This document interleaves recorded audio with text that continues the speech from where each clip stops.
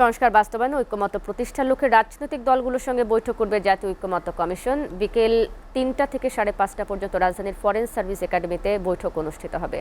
দর্শক, সেখানকার সর্বশেষ পরিস্থিতি জানাতে সরাসরি যুক্ত হবেন সহকর্মী সাজ্জাদ জাহান। সাজ্জাদ, কি অবস্থা? কোনো রাজনৈতিক দলকে উপস্থিত হয়েছেন কিনা বৈঠকে অংশ নেওয়ার জন্য, এবং সেখানকার আসলে সবশেষ কি পরিস্থিতি আপনি দেখতে পাচ্ছেন?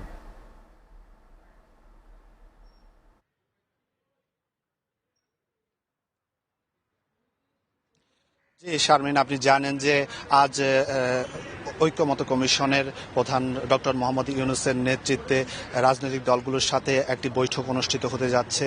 এর আগে আপনাকে একটু বলে রাখি যে জুলাই গণ অভ্যুত্থানের মধ্য দিয়ে, যে ছাত্র আন্দোলনের মধ্য দিয়ে আমরা স্বৈরাচার মুক্ত একটি বাংলাদেশ পেলাম।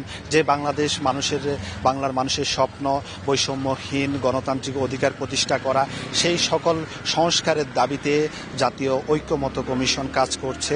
সেই সাথে আমরা জানতে পারি যে ৬টি কমিশন এরই মধ্যে তাদের প্রতিবেদন প্রকাশ করেছে, যার প্রতিবেদনের মধ্য দিয়ে যে একটি ঐক্যমত্য কমিশন গঠন করা হয়েছে। এই প্রতিবেদনের গুলো বিশ্লেষণ করে রাজনৈতিক দলগুলোর সাথে আলাপ আলোচনার মধ্য দিয়ে জাতীয় স্বার্থ রক্ষার স্বার্থে এবং কি গণতন্ত্র ও আগামীতে যাতে স্বৈরাচারী পেশিবাদী কোনো সরকার আবার ক্ষমতায় এসে দেশের মানুষকে কুক্ষিগত করে যাতে কোনো ধরনের চেপে বসতে না পারে, সেই বাস্তবতাকে মাথায় রেখে জাতীয় রাজনৈতিক দলগুলোর সাথে এই আলোচনা চালিয়ে যাচ্ছে অন্তর্বর্তী সরকারের প্রধান উপদেষ্টা ডক্টর মোহাম্মদ ইউনূস। সেই প্রেক্ষাপট নিয়ে গত বুধবার একটি প্রজ্ঞাপনের মধ্য দিয়ে জাতীয় ঐক্যমত্য কমিশনের এই পর্যন্ত প্রাপ্ত ৬টি কমিশন থেকে প্রাপ্ত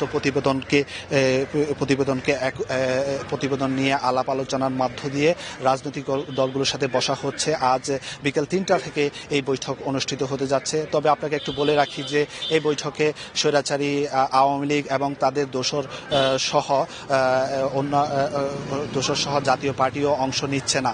অবশিষ্ট অধিকাংশ রাজনৈতিক দল তাদের মত এবং আদর্শ, বিভিন্ন পরামর্শ এই কমিশনের প্রতিবেদনের সাথে সংযুক্ত বা আলোচনার মাধ্য দিয়ে যে একটি জাতির জন্য মঙ্গলময় এবং জাতির জন্য যাতে ভবিষ্যতে আর কোনো স্বৈরাচারী সরকার যাতে জাতির বুকে চেপে বসতে না পারে, সেই প্রেক্ষাপট বিবেচনা করে একটি অবাধ সুষ্ঠু গণতান্ত্রিক নির্বাচন কিভাবে সামনের দিকে এগিয়ে নেওয়া যায়, এর পাশাপাশি যাতে গণতান্ত্রিক অধিকার প্রতিষ্ঠিত হয়, এই সকল বিষয় মাথায় রেখেই ঐক্যমত্য কমিশন বৈঠক করতে যাচ্ছে।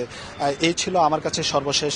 তবে এর মাঝে বলে রাখি যে বিএনপি প্রথম অংশেই বৈঠকে অংশ নেবেন, এরপর ধারাবাহিকভাবে রাজনৈতিক দলগুলো তাদের অংশ নেবেন। বিএনপি মহাসচিব মির্জা ফখরুল ইসলাম আলমগীরের নেতৃত্বে একটি প্রতিনিধি দল বৈঠকে অংশ নিতে যাচ্ছেন। এই ছিল আমার কাছে রাজধানীর ফরেন সার্ভিস একাডেমি থেকে সর্বশেষ। সাজ্জাদ, আপনাকে ধন্যবাদ।